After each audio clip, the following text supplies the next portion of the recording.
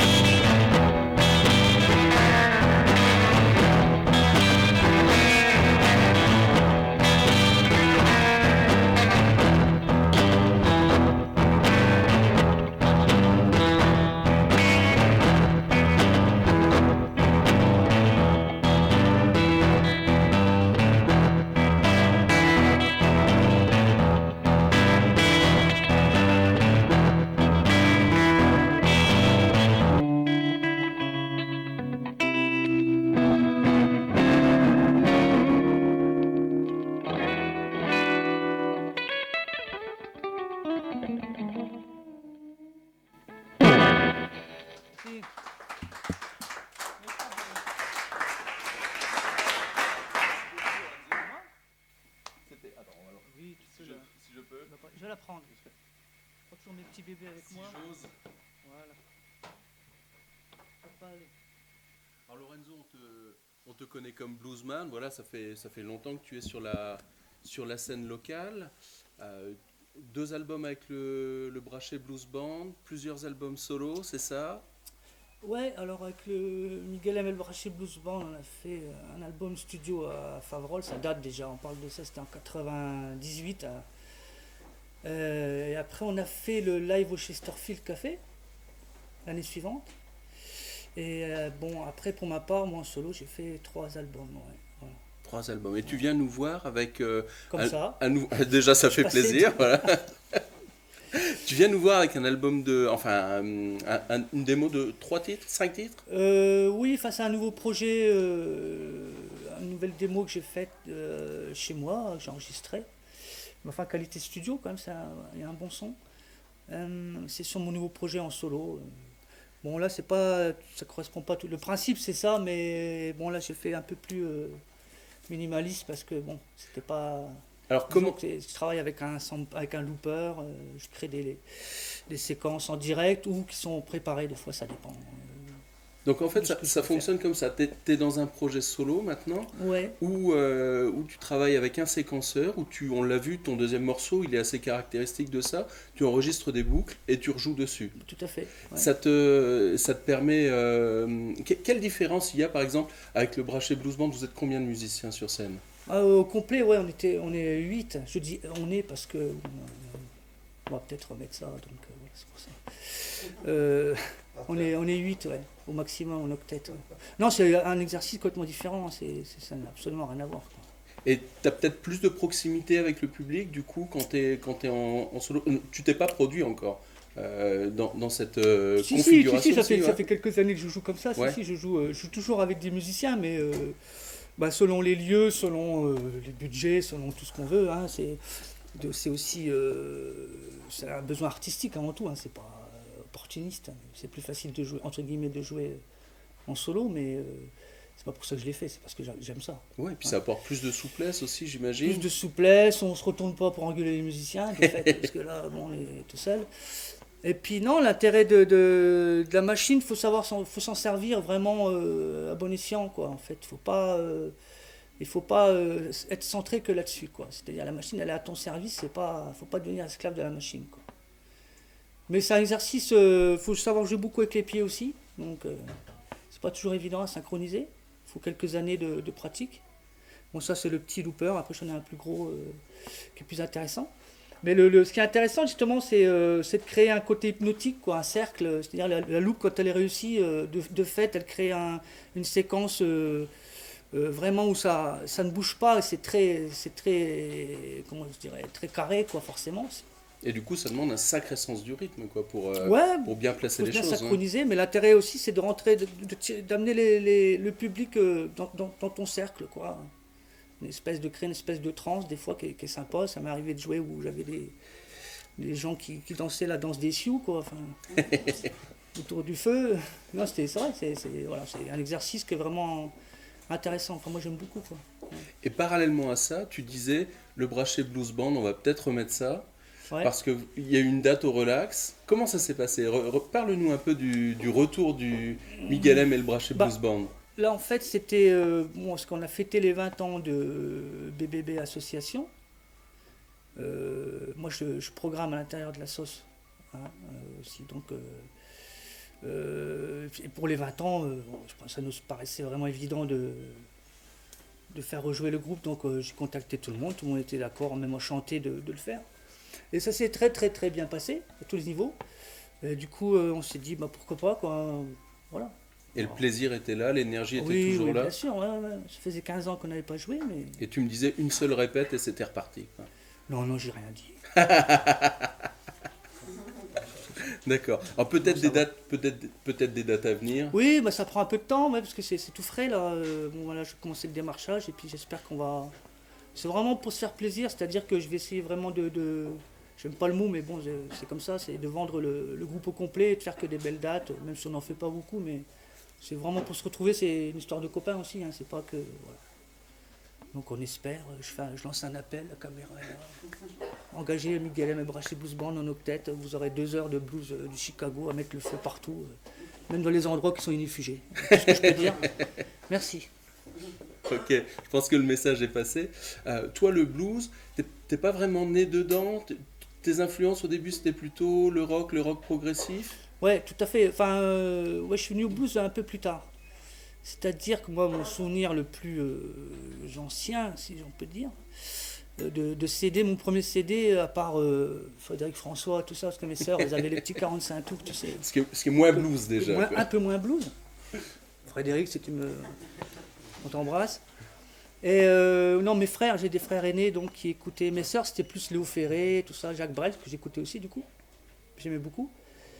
Et mes frères, c'était plutôt Carlos Santana, la musique des années 70, quoi. Led Zepp, tous les groupes des années 70. Après est venu le rock progressif, Genesis, Pink Floyd. Moi, je me suis nourri de tout ça, en fait, quoi. Et en fouillant dans les influences de ces groupes-là, finalement, on retrouve toujours le blues. Oui, c'est la base. C'est la base. De toute façon, comme je te disais tout à l'heure, tu as beaucoup de guitaristes. Tous les guitaristes se revendiquent, adorent le blues, quoi. Même ceux qui font pas du tout du blues, quoi. Steve Vai ou je sais pas qui font voilà, des kilomètres. J'aime bien, hein, c'est le respect. Hein. Mais ces mecs-là, ils adorent le blues, quoi. Ils ont beaucoup de respect par le blues parce qu'ils savent que c'est la musique fondatrice de pratiquement toutes les musiques contemporaines, quoi, importantes. Quoi. Et finalement, on en revient toujours à ça. Les bases. Les racines, c'est une musique vraiment puissante, quoi, au sens profond. C'est pas une mode comme ça. C'est une musique qui existe depuis plus d'un siècle maintenant, donc pratiquement. Et sur cette musique qui existe depuis plus d'un siècle, on arrive encore à inventer des choses. C'est ça qui me surprend. Toi, par exemple, tu fais le choix du chant en espagnol. Ouais. Qui n'est pas forcément la langue, non, pas du tout. Langue la plus évidente pour chanter le blues, et ça sonne super naturel. Ouais. Comment c'est venu ça, ce choix-là? Disons naturellement, justement. Je me sentais pas de chanter en anglais d'abord parce que je maîtrisais pas bien. Je le comprends plus que je le parle. Bon, maintenant ça se rééquilibre un peu quand même. Mais donc, moi c'est venu comme ça, vraiment tout naturellement, quoi. Mais il y a beaucoup de groupes qui chantent aussi en espagnol. Los Lobos, ils font des morceaux, ils font du spanglish, hein, c'est-à-dire le mélange d'espagnol et d'anglais. C'est-à-dire tu peux même, des fois tu as un début de phrase en anglais et ça finit en espagnol ou l'inverse. Je trouve ça super, c'est marrant, quoi. Et moi, comme je parle couramment andalou, donc pour moi c'était naturel. Et puis de toute façon, je ne sais pas si tu peux vraiment donner ce qu'il y a à donner dans l'interprétation et tout ça et ressentir ce que tu chantes si tu n'es pas complètement maître des mots. Ouais. Et, voilà. Donc en l'occurrence, l'anglais, j'y viens petit à petit parce que je vais maintenant essayer de faire un peu chanter en espagnol et en anglais, hein, faire un peu des deux, quoi. Parce que finalement, au-delà de la langue, le blues, c'est avant tout l'émotion. Ouais, enfin moi tout à fait, c'est une musique qu'il faut savoir jouer, qui a ses codes, il y a plusieurs types de blues différents. Le blues de la côte ouest, c'est pas le blues de la côte est, ou du blues du delta, etc. C'est vraiment les blues de la Nouvelle-Orléans, pardon. Et j'ai perdu le fil. Je t'en prie. C'est pas grave, je vais chercher. Toi techniquement, tu es plutôt. Ton blues, c'est beaucoup du finger picking, du bottleneck. Ça, c'est caractéristique d'un style? Non, je veux dire, j'en reviens à ce que je disais. Par rapport aux différents styles de blues, tu as un jeu qui s'adapte aussi par rapport au style de blues, effectivement. Voir le son aussi, c'est très important, quoi. On dit avoir le son, c'est fondamental, quoi. Je veux te dire, tu peux pas avoir un son blues si tu joues sur des amplis modernes et tout ça, ça compte vachement, quoi. Parce que là, on le voit pas à l'image, mais tu as un vieil ampli à lampe, ouais. C'est ça? Quel âge il a, cet ampli? Il est de 69. D'accord, ouais. C'est de 18 watts à lampe, un Dynacorde, un ampli allemand. Et voilà, c'est ce que j'aime, c'est les sons comme ça, qui ont du caractère, quoi. Ouais, du grain. Et puis que ce soit un ampli à lampe, effectivement, c'est très important, quoi. D'accord. Mais sinon, c'est vrai que le blues, pour moi, c'est quelque chose plus de... C'est quelque chose de plus, comment dirais-je, vraiment de l'interprétation, quoi. C'est quelque chose de très profond. C'est une manière de s'exprimer à travers, après, une technique qui... Il faut savoir jouer le blues, comme je dit avant, mais voilà, j'aime bien penser sur les deux tableaux. C'est pas seulement pour moi, je dis, je vais faire du blues, je vais faire comme tel ou tel. Enfin, moi, ça n'a jamais été mon créneau, quoi, en fait. Et le blues, c'est un peu une affaire de famille. Alors, l'émission que vous regardez là, Mon Show, c'est en partenariat avec le journal, c'est en partenariat avec Jukebox, le concours musical qu'on organise au journal. L'année dernière, c'est Red House qui a gagné, et il se trouve que c'est ta nièce qui joue et qui chante dedans. Ouais, Louisa, ouais. Alors, tu lui donnes des conseils? Comment ça se passe entre je lui en ai donné, bluesman, maintenant elle se débrouille, il faut qu'elle trouve par elle-même. Mais si elle a besoin de moi, je suis toujours là, de toute façon. Mais voilà, bon, moi, il faut qu'elle travaille, il faut qu'elle va suivre un chemin normal, on va dire. Il faut faire beaucoup de scènes, il faut apprendre le métier. Après, c'est très difficile, hein, mais elle a tout ce qu'il faut. Hein. Ouais, c'est ce qu'on a pu travail. constater. Oui, bien sûr, bien sûr. Mais elle fera les bons choix au fur et à mesure, hein, c'est en se trompant qu'on avance. De toute façon, ça vaut dans la vie en général, je crois. Donc, en musique, c'est pareil. Hein. Ouais, tout à fait. On fait des mauvais choix, on fait des mauvaises, on revient à autre chose. C'est pas tout tracé, on va pas pointer tous les matins. Enfin, je veux dire, j'ai rien contre. Quand on est musicien, on est tout le temps, quoi. C'est un peu le revers de la médaille, c'est à double tranchant en fait, un peu, quoi, parce que ça peut avoir une incidence sur ta vie privée, on va dire. Tu vas pas bosser, tu sors du boulot. Non, c'est constamment, tu es musicien. Ouais, tu vis musicien, tu manges musicien. Ouais, c'est un peu, des fois, ça tourne là-dedans, hein, pas mal. Hein, en fait, c'est pas toujours évident, mais parce qu'on a plein de doutes, c'est normal. Et puis finalement, 30 ans de carrière, enfin, on s'en sort. Ouais, on essaye. Ouais. Donc ton actualité, pour résumer, c'est cette démo que tu viens de sortir pour ton projet solo. Ouais. Peut-être le Braché Blues Band sur des dates à venir. Ouais, j'espère. Et puis bon, je joue pas mal, je joue de plus en plus sur mes terres, entre guillemets, parce que je suis pas né en Espagne, mais voilà, je joue pas mal en Espagne maintenant. Je vais régulièrement, j'ai un tourneur là-haut. Enfin, pas un tourneur. Oui, j'entends bien, ouais. Fraser. Et donc je vais là-haut sur plusieurs semaines préparer des tournées, soit en solo, soit avec des musiciens de là-haut.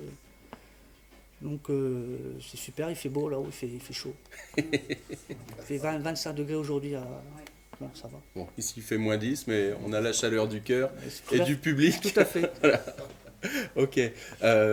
Des dates localement peut-être annoncées? Alors en ce moment je suis plus en enregistrement. D'accord. Sinon moi j'ai quelques dates qui viennent là, mais bon c'est pas dans le secteur, de toute façon c'est pas trop ici, quoi. Ok. Voilà. Bon, on va remercier très chaleureusement notre ami Lorenzo. C'est moi. C'était Mon Show. Voilà, le prochain épisode le mois prochain. Je vous remercie tous d'être venus et puis on remercie encore Lorenzo. Merci.